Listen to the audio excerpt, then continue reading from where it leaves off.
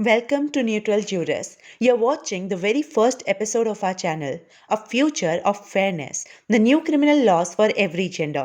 आज हम भारतीय न्याय संहिता की बात करेंगे जो कि इंडिया के क्रिमिनल लॉज का पार्ट है और देखेंगे कि कैसे सिर्फ कुछ वर्ड्स के बदल जाने से जेंडर न्यूट्रलिटी को बढ़ावा मिल रहा है। इंडिया एक डेमोक्रेटिक नेशन है जहाँ के लॉज जस्टिस एंड इक्वालिटी को प्रमोट करते हैं। In October 2024, the Supreme Court of India unveiled a new statue of Lady Justice. New Lady Justice को साड़ी में दर्शाया गया है। इंडियन कल्चरल हेरिटेज को प्रमोट करा जा रहा है। एज पर न्यू रिप्रेजेंटेशन, कानून अब अंधा नहीं रहा और लेडी जस्टिस के हाथ में अब तलवार नहीं बल्कि हमारे संविधान की किताब है। Constitution of India emphasizes that justice must be pursued through democratic principle। तो चलिए हमारे डेमोक्रेटिक कॉन्स्टिट्यूशन के एक ऐसे आर्टिकल को देखते हैं जो जेंडर न्यूट्रल नहीं बल्कि जेंडर स्पेसिफिक प्रोविजन है। Clause 3 of article 15। This clause empowers the state to create special provisions for the welfare of women and children. इस वीडियो के आखिर में हम ये भी डिस्कस करेंगे कि वुमेन को स्पेशल राइट्स क्यों मिलते हैं, स्पेशल प्रोटेक्शन क्यों मिलती है और सभी जेंडर के लिए लॉ इक्वल क्यों नहीं हो सकता। Let's begin with the BNS जो कि 1 जुलाई 2024 को इंडिया में इम्प्लीमेंट हुआ था, replacing Indian penal code. Before we proceed it's important to clarify that bare act binding law है। बेयर एक्ट के कंप्लीट अंडरस्टैंडिंग के लिए हमें relevant judicial precedent and applicable rules and regulations को भी साथ में पढ़ना होता है for the accurate interpretation of the bare act. And today we will just focus on the language of the BNS in comparison to IPC। Women के against में ऐसे काफ़ी सारे क्राइम्स IPC में डिफाइंड थे जिसमें सिर्फ मेल को ही एक्यूज माना जाता था, बट BNS में मेल वर्ड को चेंज करके हुएवर कर दिया गया और इस बात को माना गया कि कोई भी जेंडर एक्यूज हो सकता है। एक महिला भी महिला के अगेंस्ट में क्राइम कर सकती है। फॉर एग्जाम्पल, असॉल्ट और use of criminal force with intent to डिसरॉब।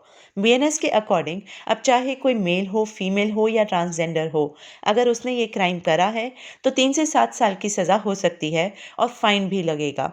Second example is crime of voyeurism. पहले सिर्फ मेल को एक्यूज माना जाता था, बट अब अगर कोई भी पर्सन एक वुमेन को प्राइवेट एक्ट में इंगेज्ड या इंटीमेट सिचुएशन में बिना कंसेंट के देखता है या रिकॉर्ड करता है सो उसको 1 से 3 साल की सज़ा होगी और अगर ये क्राइम वो बार बार करे तो 3 से 7 साल की सज़ा होगी। Next crime is harbouring डेजर्टर।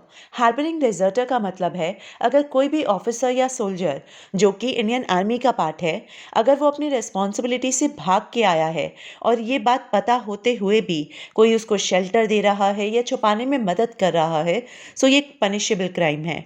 अब जेंडर न्यूट्रलिटी की अगर बात करें यहाँ पे, तो IPC में इस प्रोविज़न का एक एक्सेप्शन प्रोवाइडेड था कि कोई भी अगर वाइफ अपने हस्बैंड को हार्बर कर रही है जो कि डेजर्टर है इस प्रोविज़न के अकॉर्डिंग, सो वो हार्बरिंग डेजर्टर के क्राइम में नहीं आएगा। But now in BNS husband wife को हटा के स्पाउस वर्ड यूज करा है, promoting gender neutrality. Any gender can be deserter here, similarly any gender can be spouse and can enjoy exception under this provision.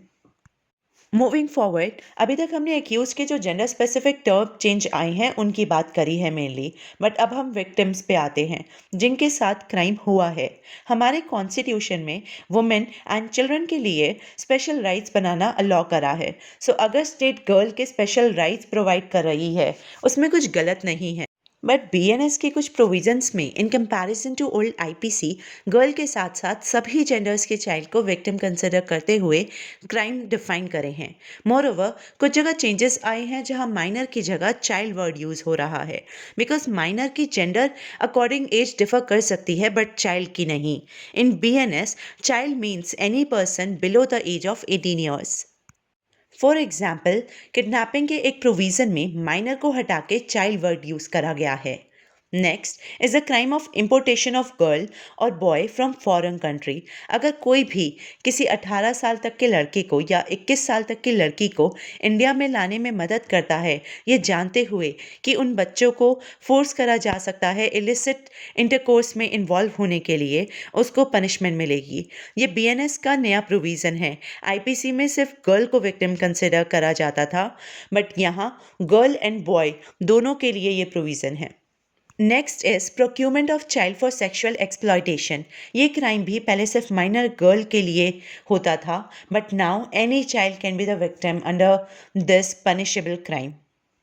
अब individually सब genders की बात करें तो ट्रांसजेंडर के लिए सबसे मेजर जेंडर न्यूट्रल चेंज ये है कि बीएनएस ने जेंडर की डेफिनेशन में ट्रांसजेंडर्स को इंक्लूड करा है, giving them their deserving respect. IPC में जेंडर की डेफिनेशन में transgender were not specifically included, but male and women were included.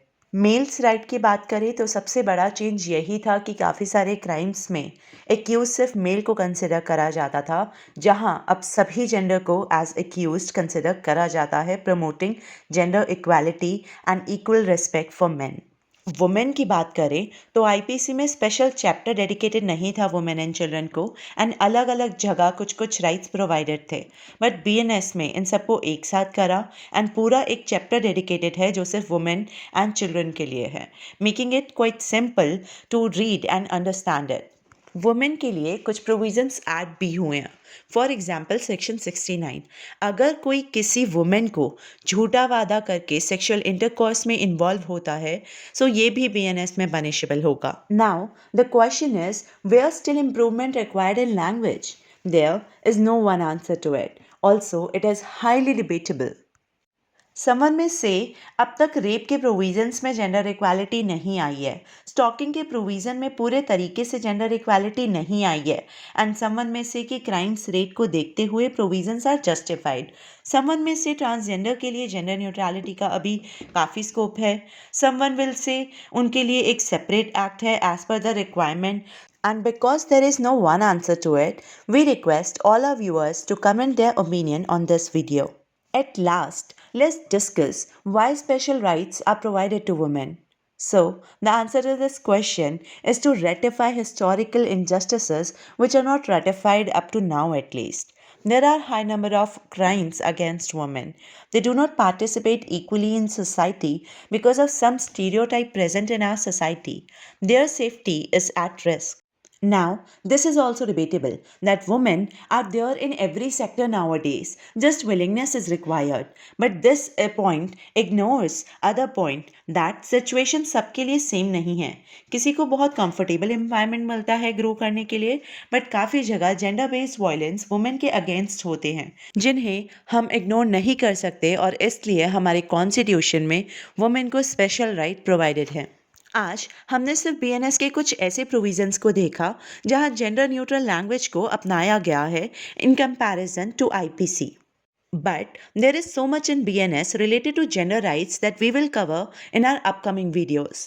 We encourage all our viewers to form their own opinion and actively engage in conversation about gender rights. Let's work together to achieve true gender neutrality.